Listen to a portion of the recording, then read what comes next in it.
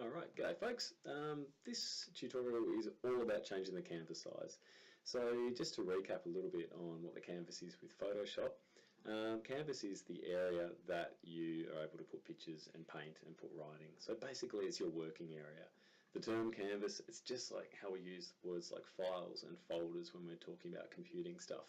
Canvas is what an artist would paint on. So if you're in an art class and using actual paint and actual paintbrushes. So a lot of the terms in computers or in computing classes in the computing world, they use terms which people are familiar with. Otherwise, people get confused about what this new piece of technology is all about. So, canvas size. Now, when you're first making an image, you're not stuck with sticking with the same canvas. So you might want to paste a bigger image into something you're already working on. So in this case, I've already copied an image. So on my, I guess in my Photoshop window, if I can find where my mouse has gone there, I'm going to go Edit and Paste. And this image that I've put in there of the current president, yep, that's him, sneaky over there, it's way too big. So I'm using my Move tool and I can drag it all around the place. So, yep, there's his hand, I can keep moving it around. You can see that it is much, much bigger than what my original picture was. So I'm going to drag that back down so you can see a little bit of that original image. So, if I wanted to have both my original image and also this larger one which I've just pasted in, and I want them all to be visible, I could either choose to scale the image of Trump down, or I could make my image size bigger.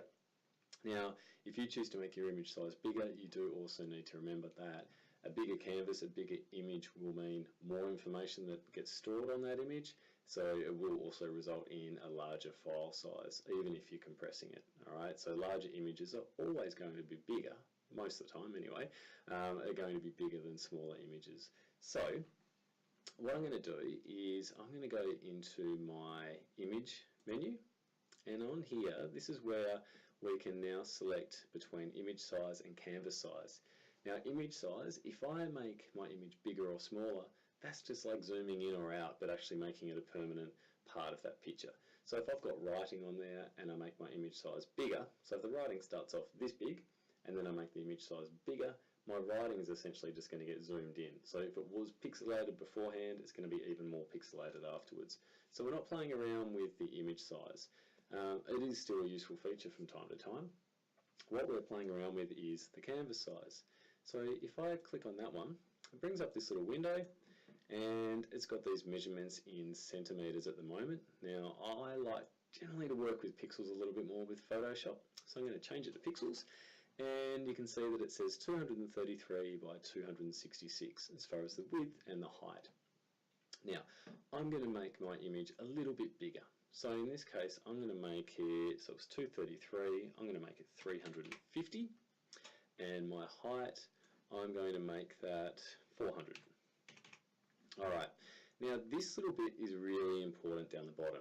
This is saying how my canvas is going to extend. So if I've got the middle selected, which is what's the case right now, if I suddenly make my canvas bigger, it will expand in like equally out on both sides as well as equally at the top and the bottom.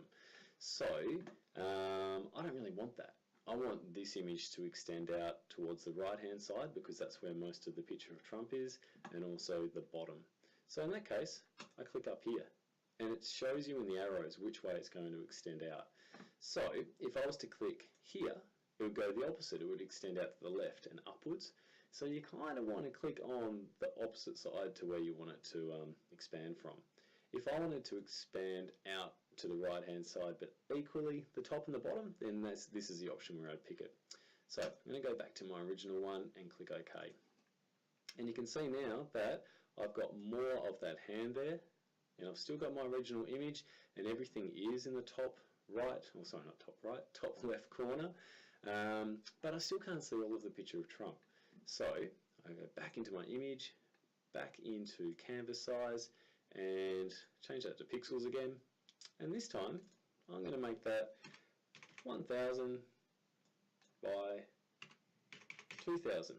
Now I've deliberately made a mistake there, so I have forgotten to put one of the zeros there just to show you something. So if I click up in this top right hand corner, I keep saying right, I mean left. So if I click on the top left corner again, this time the arrows are not showing that they're all going to expand outwards. The bottom one is, because it will expand downwards because I've made it 2000 in height, which is really big.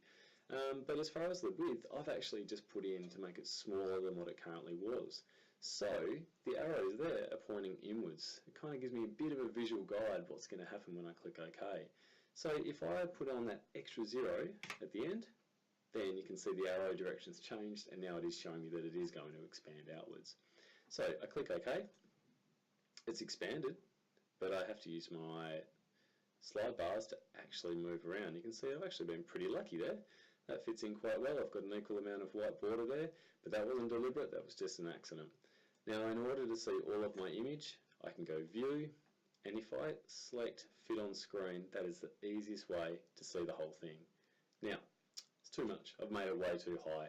So I'm going to now show you the quick and easy way to do the opposite.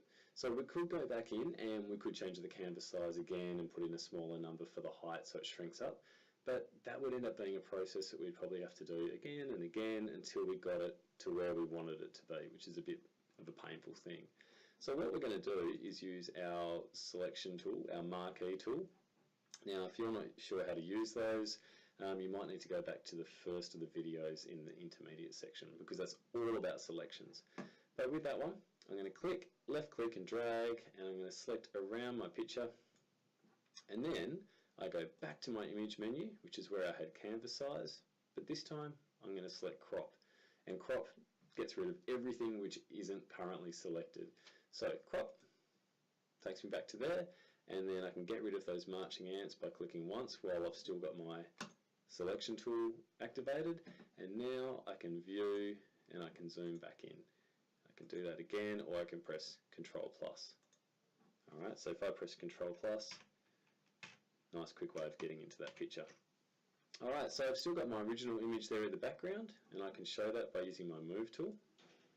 And I've also got enough room for this extra image at the top.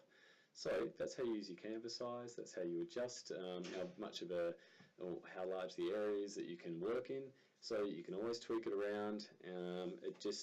I guess the main thing here is to know that you're not stuck with anything. Photoshop allows you to always be changing things. So yeah, there you go. That's how to change the canvas size. So I'll see you in the next video.